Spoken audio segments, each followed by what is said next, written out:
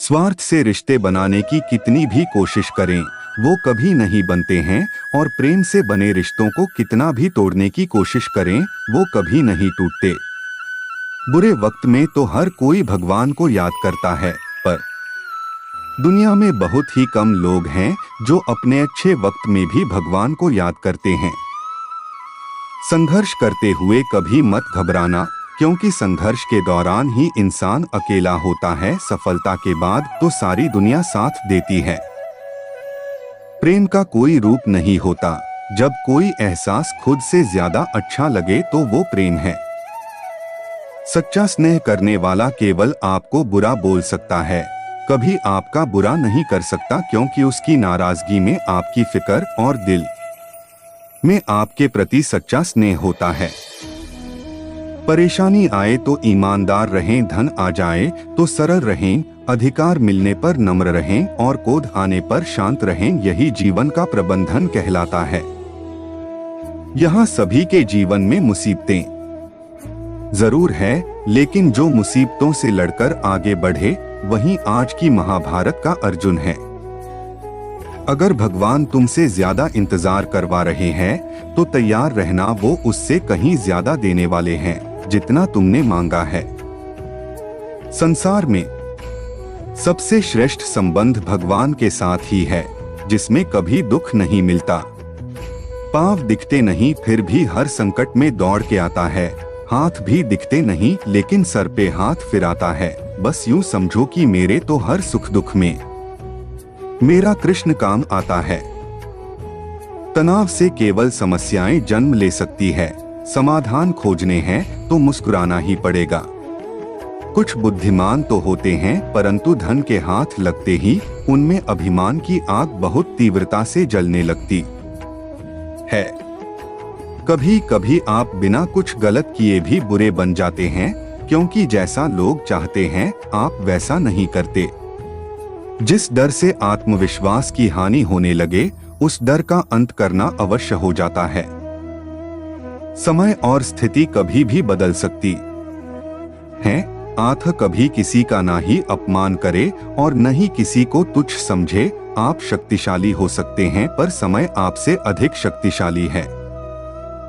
जो हो रहा है उसे होने दो, तुम्हारे ईश्वर ने तुम्हारी सोच से बेहतर तुम्हारे लिए सोच रखा है। जैसे पानी में तैरती नाव को तूफान उसे अपने लक्ष्य से दूर ले जाता है, वैसे ही इंद्रिय सुख मनुष्य को गलत रास्ते की ओर ले जाता है। अभिमान को आने मत दो, स्वाभिमान को जाने दो, क्योंकि अभिमान आपको उठने नहीं देगा और स्वाभिमान कभी गिरने नहीं देगा। एक दिन शिकायत आपको वक्त से नहीं बल्कि खुद से होगी कि एक खूबसूरत जिंदगी सामने थी और आप दुनियादारी में उलझे रहे। सच्ची बातें जिंदगी में दो लोगों का होना बहुत जरूरी है।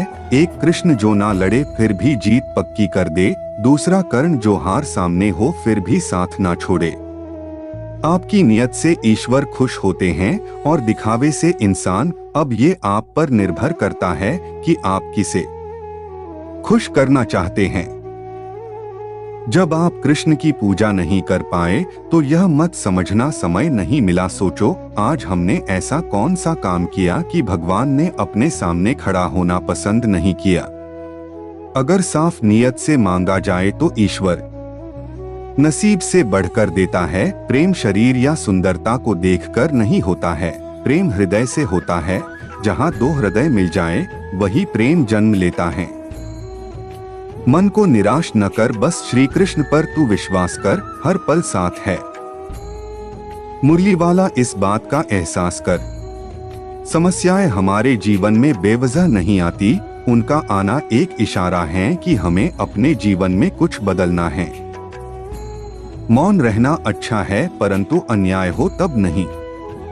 दुख भोगने वाला आगे चलकर सुख भोग सकता है, लेकिन दुख देने वाला कभी सुखी नहीं हो सकता है। समस्याएं हमारे जीवन में बेवजह नहीं आती, उनका आना एक इशारा है कि हमें अपने जीवन में कुछ बदलना है। सिर्फ अपनी नहीं बल्कि दूसरों की गलतियों से भी सीखो, क्योंकि लक्ष्य बड़ा है और समय कम जो चीजें तुम्हें रुलाती है वही तुम्हारा मोह है। जो कोई भी जिस किसी भी देवता की पूजा विश्वास के साथ करने की इच्छा रखता है, मैं उसका विश्वास उसी देवता में दृढ़ कर देता हूँ। जब परिवार के सदस्य अप्रिय लगने लगे और पराये अपने लगने लगे, तो समझ लीजिए विनाश का समय आरंभ हो गया है। मनुष्य की मानवता उसी वक्त नष्ट हो जाती है जब उसे दूसरों के दुख पर हंसी आने लगती है। जब तक आपकी सोच और विचार अच्छे नहीं हो जाते, तब तक आपके अच्छे दिन नहीं आते। गुरु के पास जाकर विनीत और सेवा भाव से जिज्ञासा करने से गुरु दिव्य ज्ञान प्राप्त करते हैं, जिससे सारी भौतिक समस्याओं से छुटकारा मिलता है। कर्म करने में तेरा अधिकार है, उसके फलों के विषय में मत सोच, इसलिए तू कर्मों के फल का हेतु मत हो और कर्म न करने के विषय में भी तू आग्रह न कर।